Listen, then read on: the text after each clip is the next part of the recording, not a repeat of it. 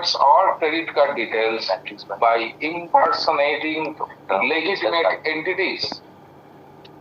Very, very important. আমি বাংলাতেও বলে দেবো একটু পরে।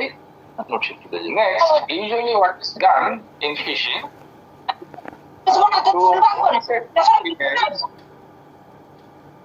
Hello. Okay. Through deceptive emails, text messages or phone calls through দিয়ে এই ফিশিং অ্যাটাকস গুলো হয়। আলটিমেটলি যারা ফিশিং অ্যাটাক করে তাদের টার্গেটটা কি, তাদের গোলটা কি? Goal is to steal money, gain access to sensitive data and or install malware and other worms inside your machine. তো এই ধরনের মনোভাব নিয়ে লোকে ফিশিং করে। ফিশিং করার সময়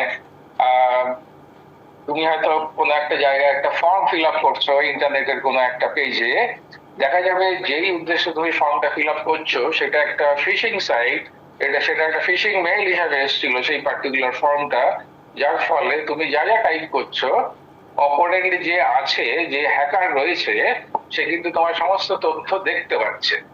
ওকে, সমস্ত তথ্য নিয়ে নিচ্ছে, তোমার নাম, ইউজার আইডি, পাসওয়ার্ড সবকিছু সে নিয়ে নিতে পারছে। তো এই ধরনের মিউট হয়ে গেল এটি fraudster through for which they used to do this activity, that is phishing. Main হচ্ছে মানি নিয়ে নেওয়া এবং সেন্সিটিভ ডেটা অ্যাক্সেস করা। নেক্সট আমরা কিছু কিছু জিনিস দেখবো যেগুলো মানে যেগুলোকে কি কি বলা হয়, যেমন ধরো spear phishing, whaling, phishing, smishing and pharming. এই phishing emails often using social engineering tactics to trick victims into revealing sensitive information, installing malware or transferring funds. তাহলে এই ধরনের জিনিস স্পিয়ার ফিশিং এর মাধ্যমে করা হয়। স্পিয়ার ফিশিং হচ্ছে একটা টার্গেটেড জিনিস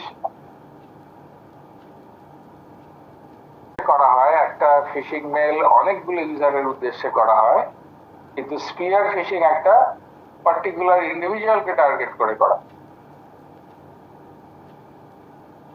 অনেক এমপ্লয়ি আছে, কিন্তু কোম্পানির যে ফিনান্স ডিরেক্টর বা কোম্পানির যে বস, ম্যানেজিং ডিরেক্টর বা সিইও, তাকে টার্গেট করাটা অনেক হ্যাকারদের পক্ষে লোভনীয়। কারণ ছোটখাটো যারা কর্মচারী আছে, যেমন ধরো পিওন আছে বা কেউ গেট কিপার আছে, তাদের টার্গেট করে লাভ হবে না। তাই জন্য তারা টার্গেট করে সমস্ত সবসময় বড় বড় লোকেদের।